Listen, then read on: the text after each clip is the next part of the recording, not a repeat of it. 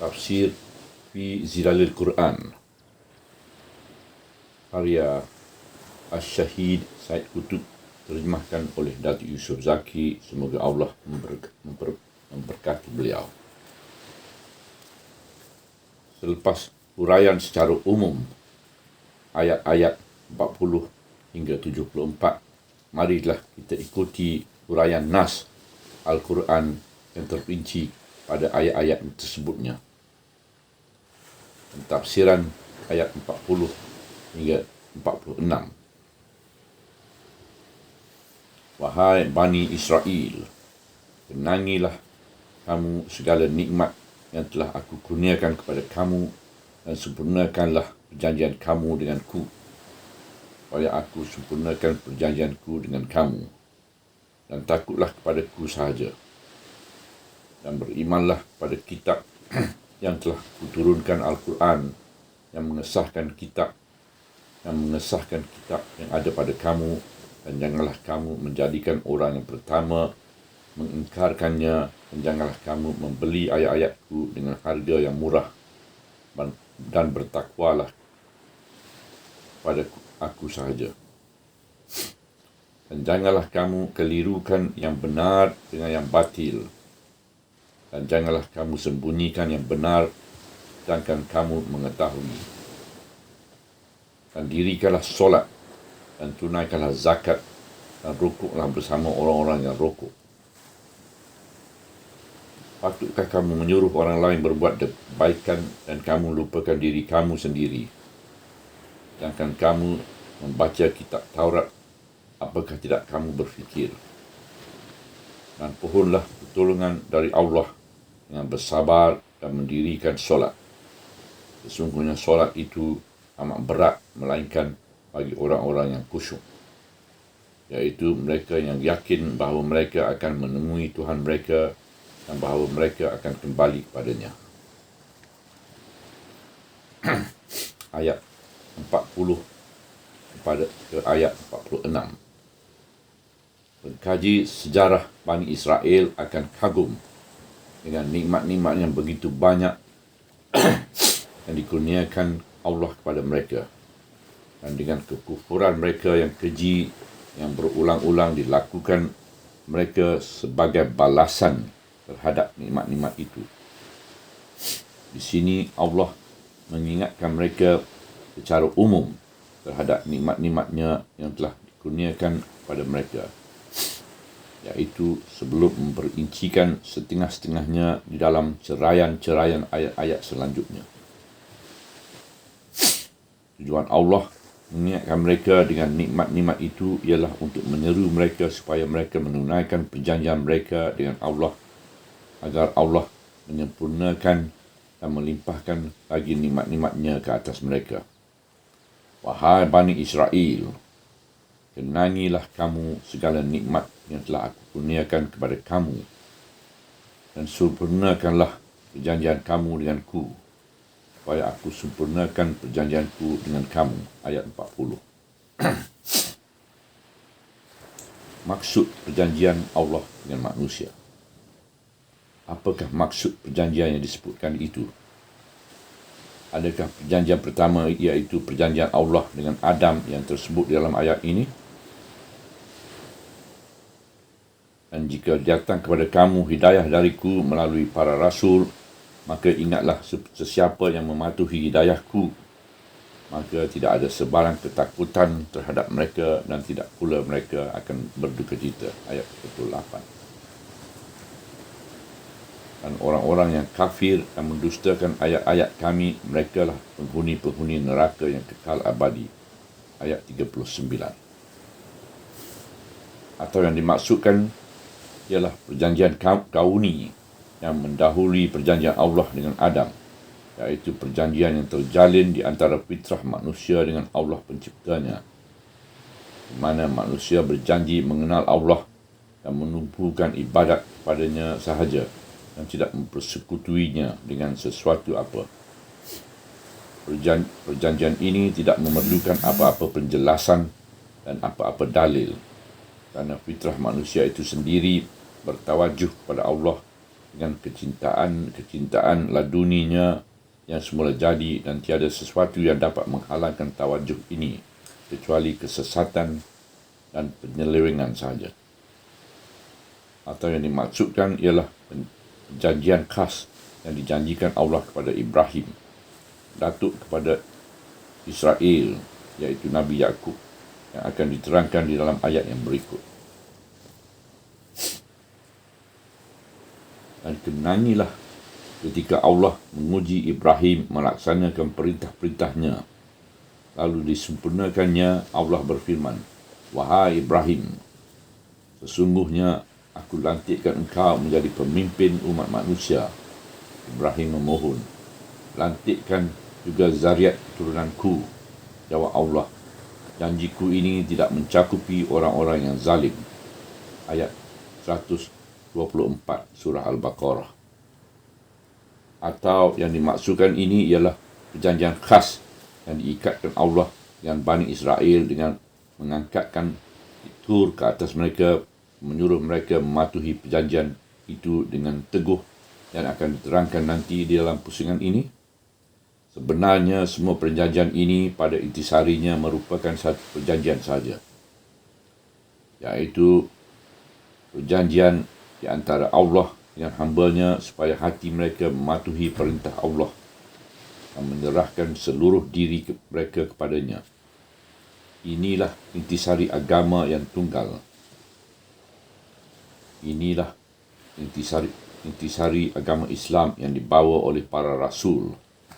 Dan inilah lambang yang dibawa oleh angkatan iman di dalam perjalanannya di sepanjang abad. Untuk mematuhi perjanjian ini, Allah menyeru Bani Israel supaya menumpukan ketakutan mereka kepadanya sahaja. Dan takutlah kepadaku sahaja. Ayat 40. Untuk mematuhi perjanjian ini juga Allah menyeru Bani Israel supaya beriman kepada Al-Quran yang diturunkan kepada Rasulnya, iaitu kitab suci yang mengesahkan kitab suci Taurat yang ada pada mereka. Dan supaya mereka jangan bergopoh-gapah mengingkarkannya, sehingga menjadi golongan pertama yang menolakkannya. Sedangkan mereka lah yang sepatutnya menjadi angkatan pertama yang beriman kepadanya.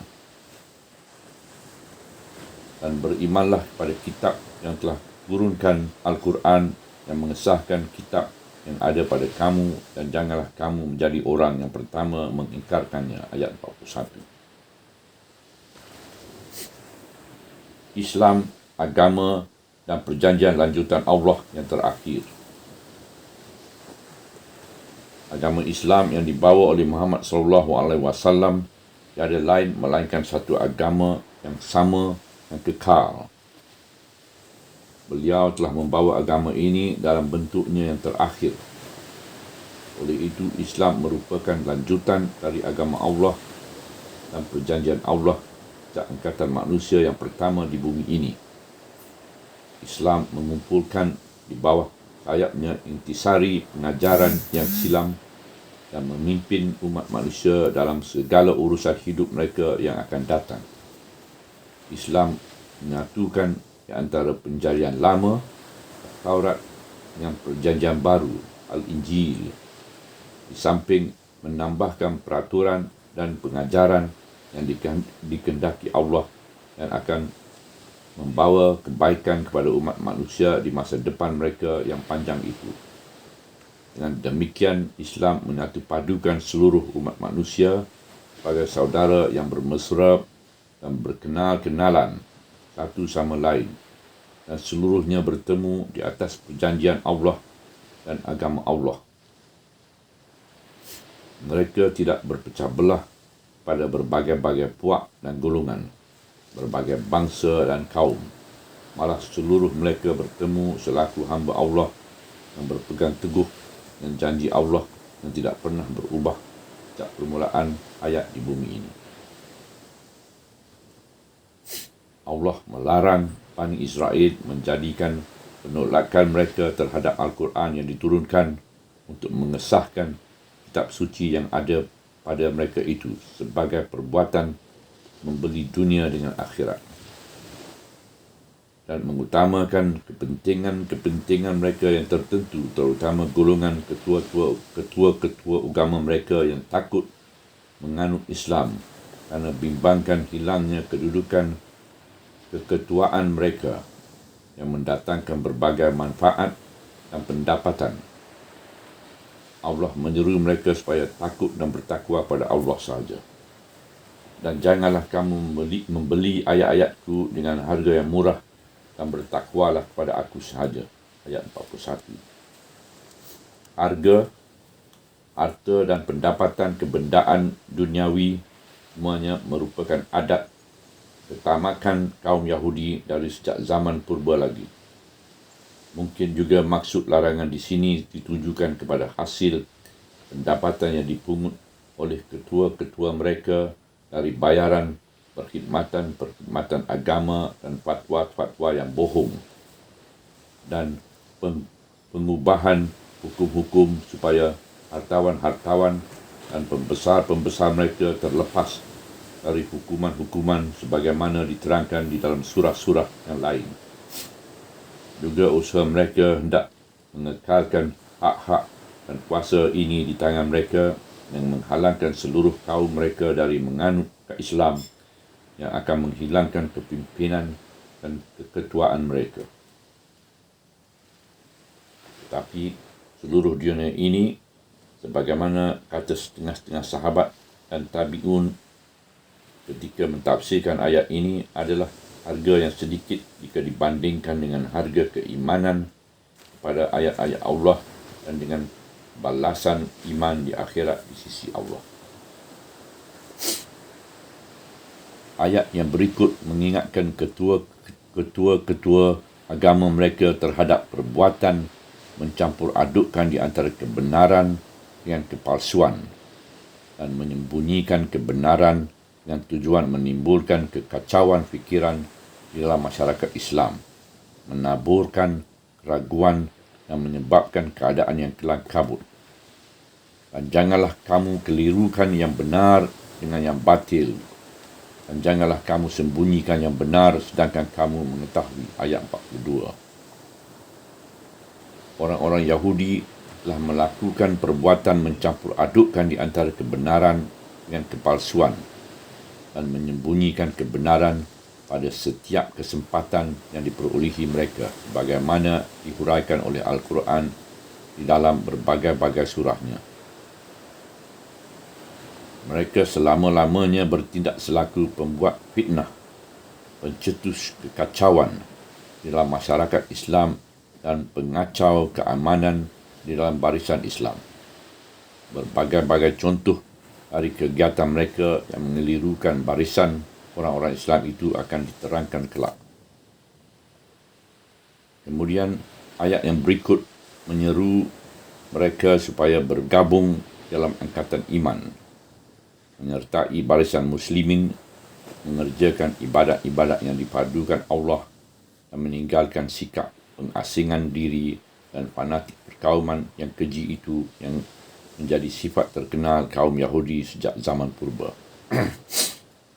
Dan dirikanlah solat dan tunaikanlah zakat dan rokoklah bersama orang-orang yang rokok. Ayat 43.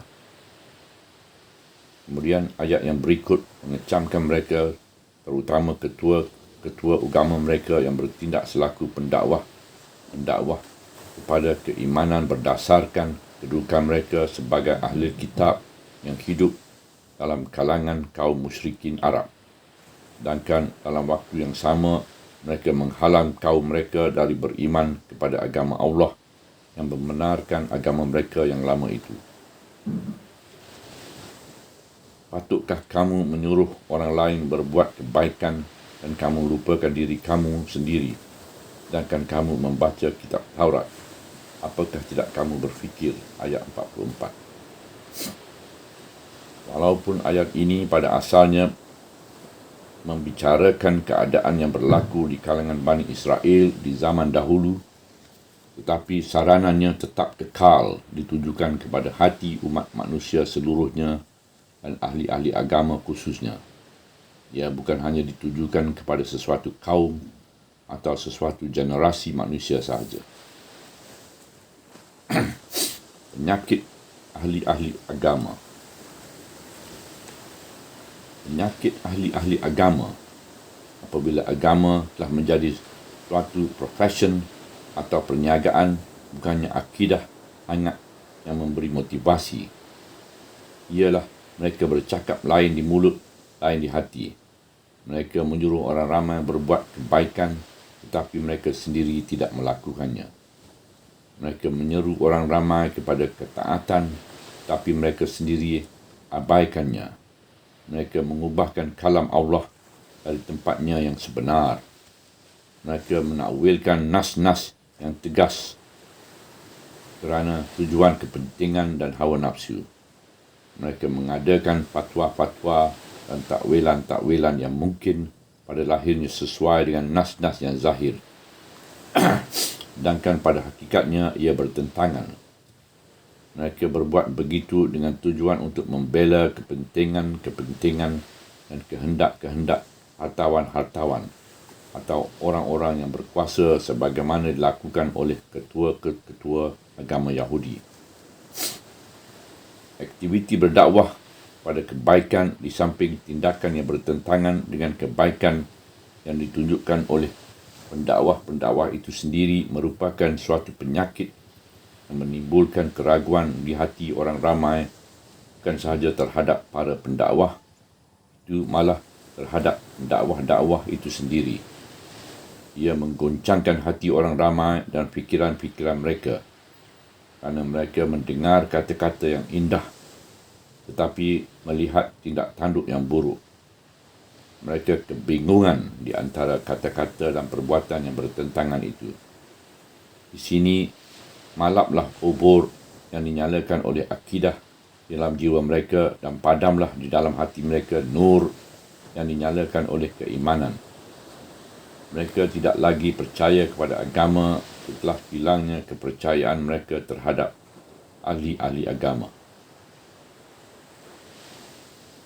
Sesuatu kata-kata itu akan tercetus mati dan akan menjadi tidak bermaya biarpun bagaimana nyaring dan merdu bunyinya, andainya ia tidak terbit dari hati yang beriman dengannya.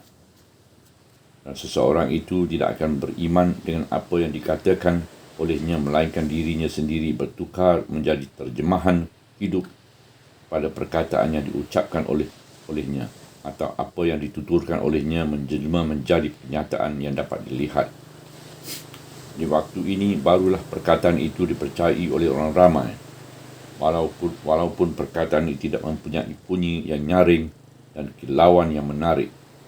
Kerana di waktu ini kata-kata itu mengambil kekuatan dari alam kenyataannya, bukan dari bunyinya. Ia mengambil keindahan dari kebenaran, bukan dari kilauannya. Ia berubah menjadi kekuatan yang memberikan dorongan kepada hidup kerana ia terbit dari hidup itu sendiri. Keselarasan di antara perkataan dan tindakan, di antara akidah dan tingkah laku bukanlah suatu perkara yang mudah dan suatu jalan yang senang dijalani.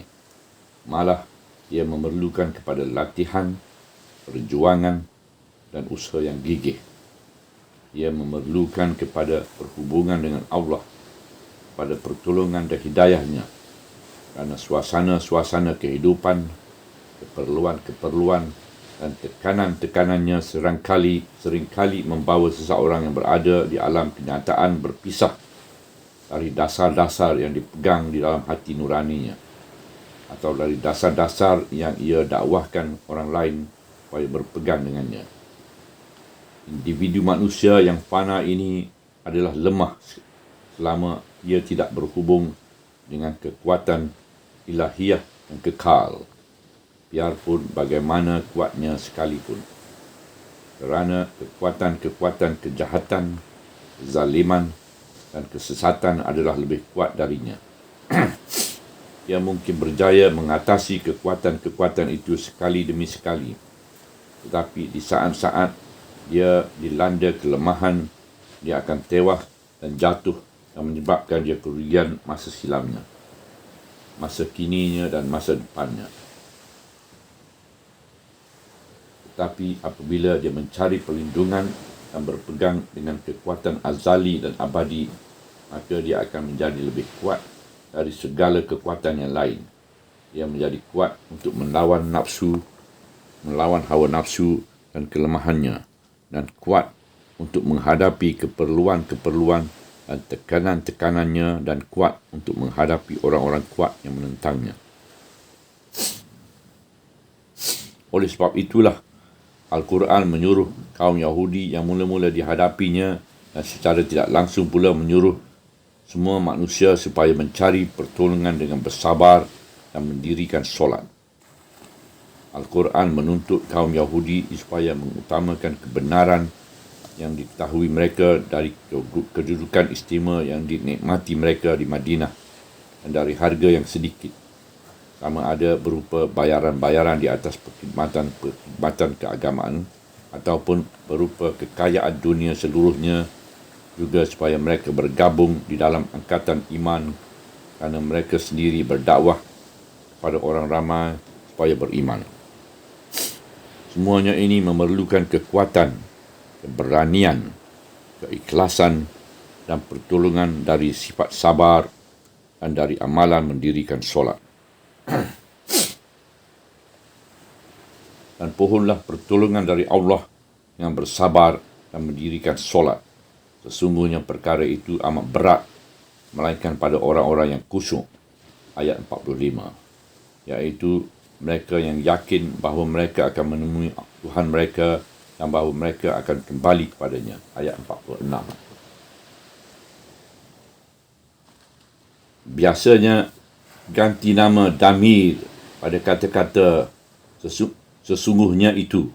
Ganti nama perkara damirnya ialah ini sesungguhnya perkara dakwah ke arah mengakui kebenaran di hadapan faktor-faktor ini adalah suatu perkara yang besar, sulit dan susah, melainkan kepada orang-orang yang berhati khusyuk dan rendah dan diri terhadap Allah, orang-orang yang menaruh perasaan takut dan takwa kepada Allah, dan orang-orang yang percaya dengan penuh keyakinan bahawa mereka akan bertemu dengan Allah. Dakwah ke arah mencari pertolongan dengan bersabar itu seringkali diulang-ulang kerana kesabaran merupakan bekalan yang perlu untuk menghadapi segala kesulitan. Dan kesulitan yang paling sukar ialah kesulitan menurunkan diri dari kepimpinan dan keketuaan, dan kesulitan mengorbankan faedah dan pendapatan untuk menghormati, mengutamakan, mengakui dan mematuhi kebenaran. Apakah erti mencari pertolongan dengan mengerjakan solat? Maksud mencari pertolongan dengan solat. Solat ialah perhubungan dan pertemuan di antara hamba dengan Allah. Dan dari perhubungan inilah hatinya mendapat kekuatan, ruhnya menikmati hubungan, dan jiwanya mendapati bekalan yang lebih berharga dari segala harta kekayaan dunia. Kebiasaan Rasulullah SAW apabila menghadapi sesuatu kesulitan, beliau terus mendirikan solat, sedangkan beliau mempunyai hubungan yang amat rapat dengan Allah dan ruh beliau sentiasa bersambung dengan wahyu dan ilham dari Allah. Oleh itu solat yang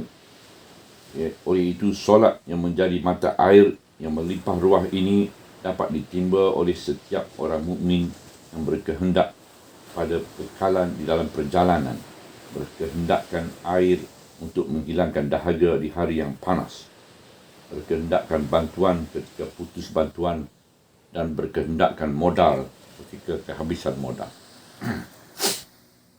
Penggunaan kata-kata zanni, iaitu sangkaan, dan pecahan-pecahannya dengan erti keyakinan banyak terdapat di dalam Al-Quran dan dalam bahasa Arab umumnya. Keyakinan bertemu dengan Allah dan keyakinan kembali kepada Allah yang Maha Esa di dalam segala perkara itulah asas kesabaran dan ketahanan, iaitu menanggung kesusahan, dan itulah asas takwa dan kepekaan. malah ia juga menjadi asas pertimbangan nilai-nilai yang betul, iaitu nilai-nilai dunia dan nilai-nilai akhirat. Apabila pertimbangan nilai-nilai ini betul, maka seluruh nilai dunia kelihatan murah belaka. Ia hanya merupakan harta kekayaan yang kerdil dan sedikit sahaja, dan hakikat nilai akhirat kelihatan begitu jelas yang tiada seseorang yang berakal pun yang akan teragak-agak untuk memilih dan mengutamakannya. Demikianlah setiap orang yang mengkajikan arahan-arahan dan perintah-perintah yang ditujukan bagi kali pertamanya pada Bani Israel ini akan dapati arahan-arahan itu sebagai arahan-arahan yang mempunyai saranan-saranan yang sentiasa hidup untuk seluruh manusia. Subhanallah, walhamdulillah, wa la ilaha illallah, wallahu akbar, wa la hawla wa la quwata illa billahil aliyyil azim, wa la hawla wa la quwata illa billahil aliyyil azim, wa la hawla wa la quwata illa billahil aliyyil azim.